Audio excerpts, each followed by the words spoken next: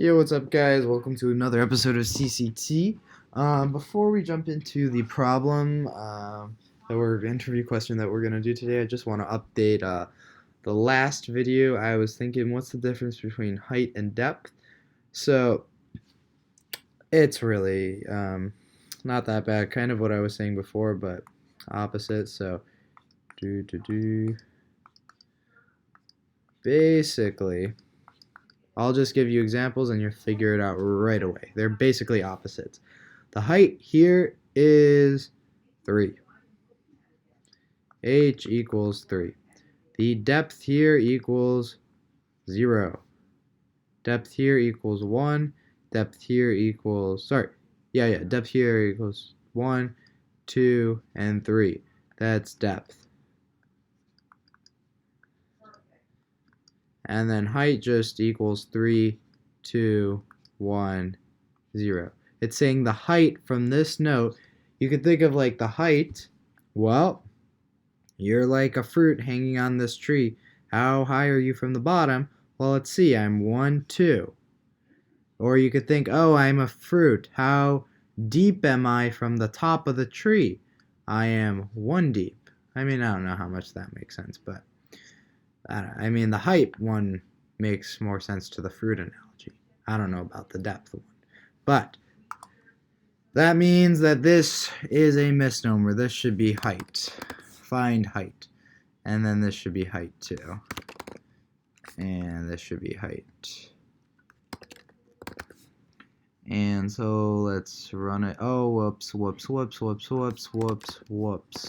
me. Whoops is I.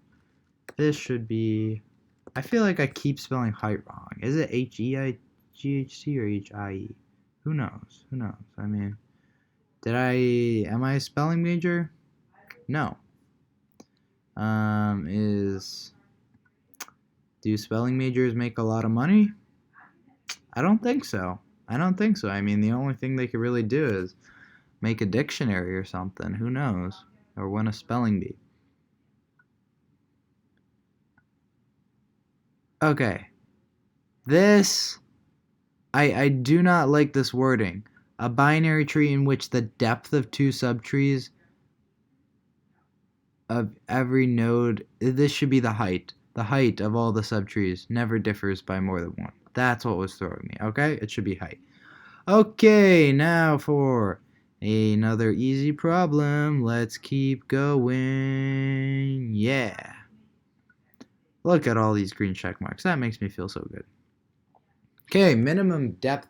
I have never looked at this one before, but they always give this example, the 3, 9, 20, 15, 7. That's nice. Given a binary tree, find its minimum depth. Do you mean height? I literally just looked this up. The minimum depth is the number of nodes along the shortest path from the root to the leaf. Okay, so they're saying the depth, like here, the minimum depth. Okay. So we need to find the minimum depth. Okay, I think I can do this recursively. Okay. I think I could do it recursively right in here without using a help first. So if not root, return 0, that depth's going to be 0. If there's 1 node, that is also going to be 0, I think. Is it? Okay, return min. So this is going to be similar to height, but I'm going to be returning the min of the min depth root left and min depth root right. And should I be adding 1?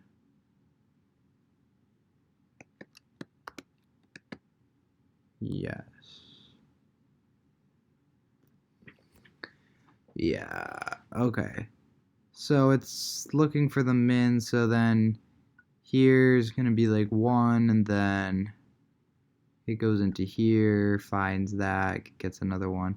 What is, oh, it's 2. Okay, yeah, that's perfect. So if there was only one thing, it would be 1. Honestly, guys, this might be the answer. I'm not gonna lie, this actually looks like the answer. Let's see, let's run it. This is gonna be the shortest CCT video ever if this is correct. Okay. Okay. So the correct output, the expected output is 2.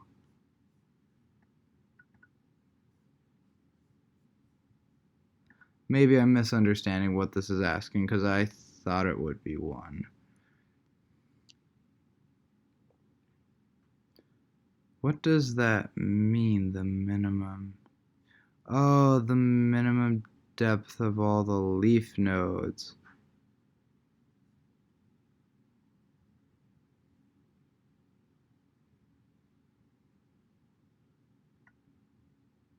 Okay. Okay. So, what I need to do is...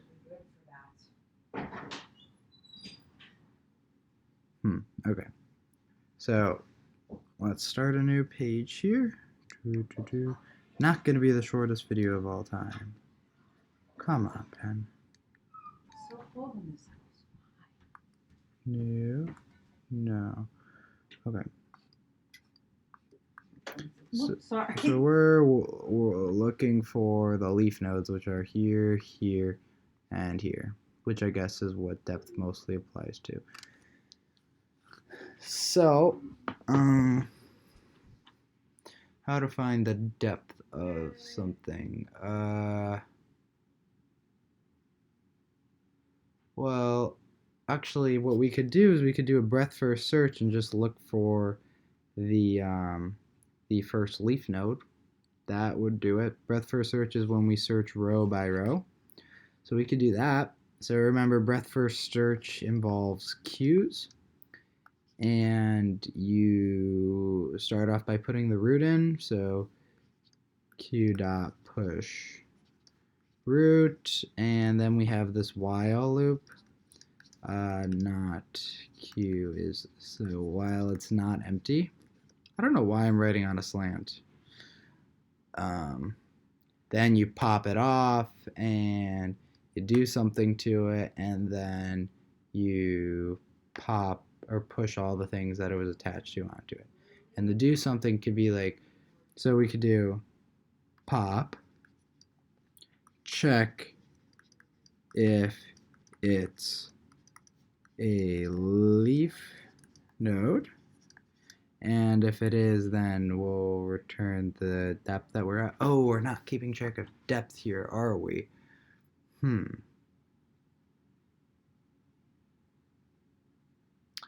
I do have an idea to keep track of depth. Wait, go watch. It's gonna have to do with the same thing as the binary traversal thing where we turned a binary tree into a vector of vector events. Okay, because we have to somehow keep track of the level that it's at. Okay, so let's do a queue. So okay, I guess we could keep that. So q int q dot push root while q is not empty, then auto temp get q dot front and q dot pop. Okay, this is standard stuff here. So one thing I want to keep track of is I want to go level by level and track what level I'm at. So int level equals 1. Wait, why is the minimum depth? I am curious if the minimum depth would change if I got rid of these.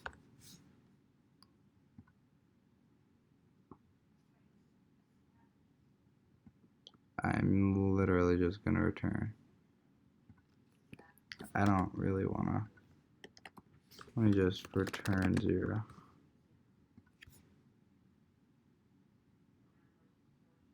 It's still 2. Okay, good. That's what I thought.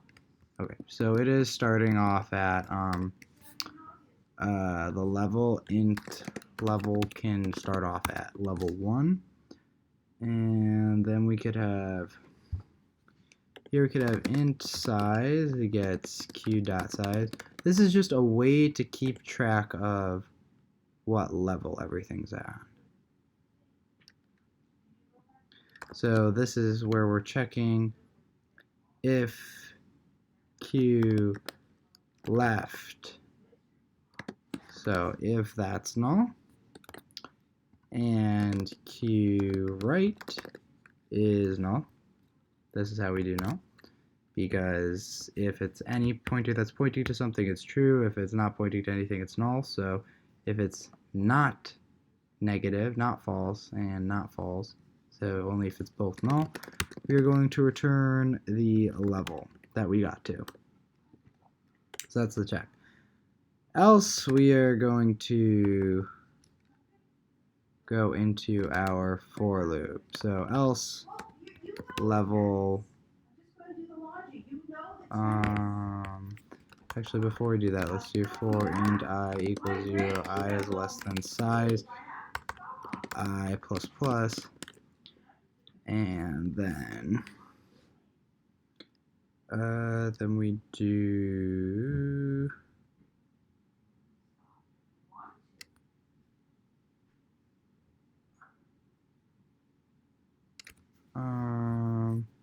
so then we do, wow, I can't believe I'm blanking here, temp, if temp left q dot push temp left, if temp right q dot push temp right. Okay. So then we pushed those two.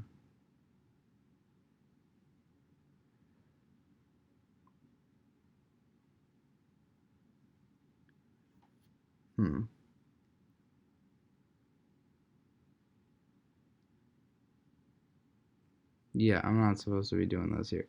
Okay, this is where I do it.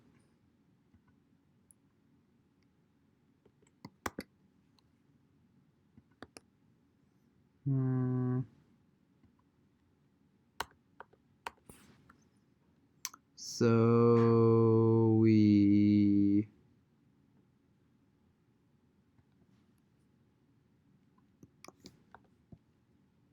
do that here, and this should be temp.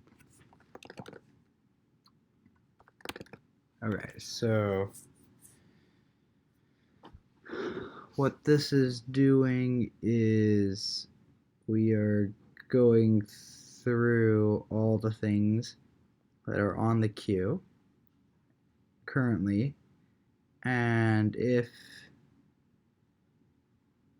any of them is a leaf node, we return the level, and then if we got through all this, level plus plus. My only concern is, no, these are the things on the queue. Let's just run through example. Let's say there's only one thing in here, so level is 1. So we push it on, and level size is 1. So we pop out that, and then they are both that. So we return level. Yep. Let's see if we had 3, 9, and 20. So then we go through. Let me just return. Okay. So we have 3, 9, and 20. Size is 1 to start off. We go through it. No. These, nope. So then we push left and right. That's over with. Done. Now our queue has 20, 19, and 20, or 9 and 20. Size of it's 2. This is going through 2 times.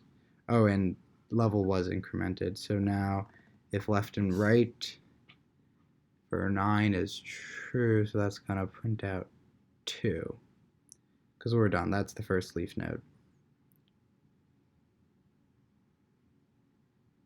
Yeah. You know, one of these has got to have a leaf node. So, I mean, it should never get to here, but just return -1. Okay. I think this is solid. Line 15, q dot push. Oh, it should be, I always do the wrong one. Tree node pointers. And let's run the code to see if we have any compilers. Nope, that worked out. That's good. And great. So we got in the top 50 percentile with that. So if you haven't watched the binary traversal, I actually just made that one. It kind of describes how this is able. This is a breadth first search that is able to keep track of which level you are currently on. And I do want to go over it again because it's just so important. So what it's doing is, dang it. What it's doing is, and hopefully I could explain it better now, second time around. It's taking the size. So you first put in one thing. You always put in one thing in the queue. So let's label 1, 2, 3, 4, 5, 6, 7. You always put one thing in the queue. I'll put the 1 here. And actually, no. I'm gonna make the queue. Right, undo button. Yeah. Okay, it's like I'll put the 1 here. And then you get the size of the queue right now. And you go through and you want to pop everything basically that's currently on the queue and add the next level. So what you do is you go through it once, you pop this, and you add the 2 things. So 2 and 3. And now that for loop's done because we went through that level. And we finished that level, and now we know, we have control, we have knowledge of what level we're on. Okay, we know, and that's how we were able to do that. That's how we were able to tell what level we were on here. So then let's say now we have 2 things in the queue. So now we're going to have a for loop that goes through twice, and we're basically going to clear what's on the for loop here and add the next row. And again, we have control. We know which row this is going to be. So we pop, add 4 and 5, and pop, add 6 and 7. Now whatever's in our queue is our next row and the next level. And so we can do stuff with that. If you want to see another application of this, like I said, go check out the binary traversal 2 video. Okay, so now I do want to check out other people's ideas on this. Okay, who codes in Swift? Like, seriously. BFS concise, that's what I did. Let's see how they do it. So while Q is not empty, I plus plus, so what is I? I is probably the level. So int K gets Q size. Yep, that's exactly what I did. So you save the size, why did you label it RT? What does RT mean? Right? Okay. So then you push it back and then you pop it there. You could do it. Yeah, you could do it however you want. Then whatever order. You could have put the pop there. And then this is also exactly what I did. Okay, great. I love it. I don't know why you got 99.94 percentile. I mean, leet code is kind of finicky, I'm going to try to find one that's different from mine. Okay, so here we got recursive using min depth.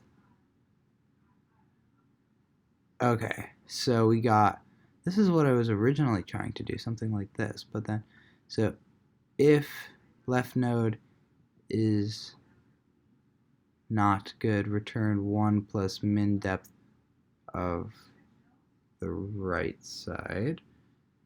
And if the right side is not good either, return 1 plus, return 1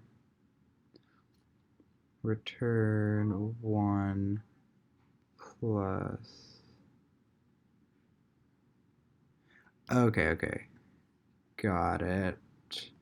I understand that. Oh, yeah. It says y twice. Yeah. He's right. You are computing this twice. What you could do is you could just compute this once and that once, and then do the minimum of those two. Okay. But, so you're doing, if left is no good, do 1 plus the right side. If right is no good, do 1 plus that. And if both of them are good,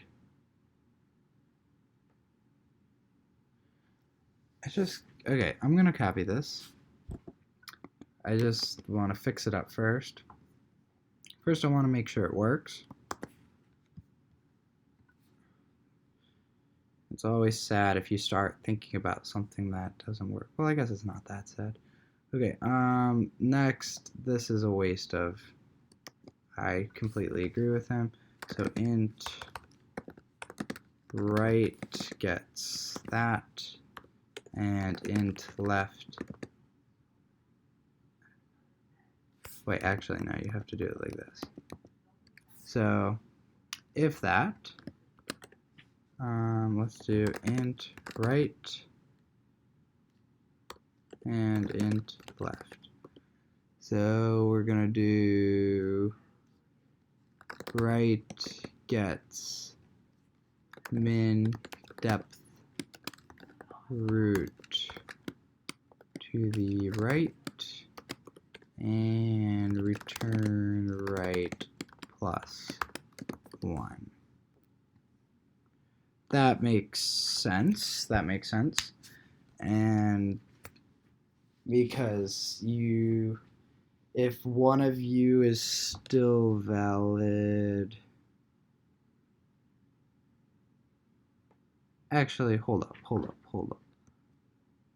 Okay, I'm gonna have to think about something, but for now we could do left gets this.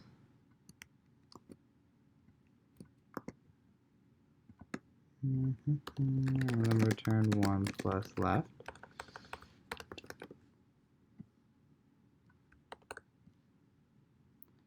Yes, there's a few things bothering me here too, I know. And this is out of order, this is also bothering me.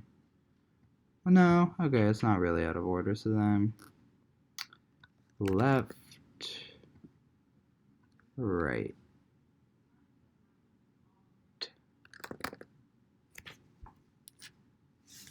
I don't know if this is gonna work. No.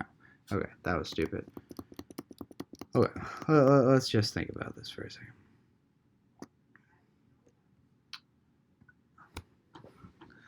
So we have 3 things. If it's not good in left, return the min depth. Okay, so if we have a spot that's like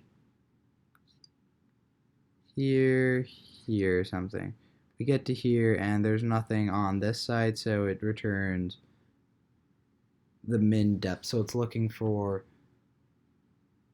the minimum depth here because it can't be here, basically, is what it's saying. And then here, since they're both valid, so if it gets to here, that means they are both valid. This could be an else. Wait, no.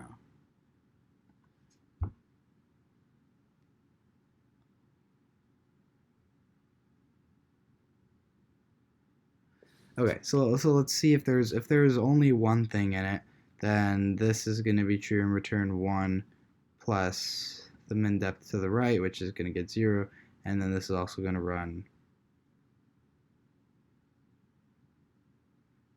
Wait. No, it is not going to run. It's just going to return 1. If there's only one node, like if there's just this and nothing else, it's actually not even going to get here. Let's test out if we have, sometimes the best way to understand things is just to test out. So we have something like that, and so this is not true, this is not true, so then it's going to compute min depth of left, min depth of right plus 1. So we get to min depth of left, and we already figured out that's just going to do 1. And then this is also going to do 1, so then that. Okay, fine. What about...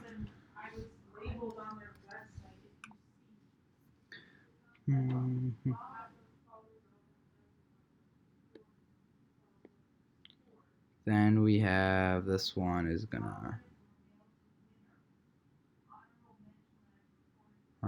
Okay, I'm gonna think about this more, but thanks for watching CCT. I'll get back to you soon because I don't want to waste more time with this, any of your time. So, thanks for watching. See ya.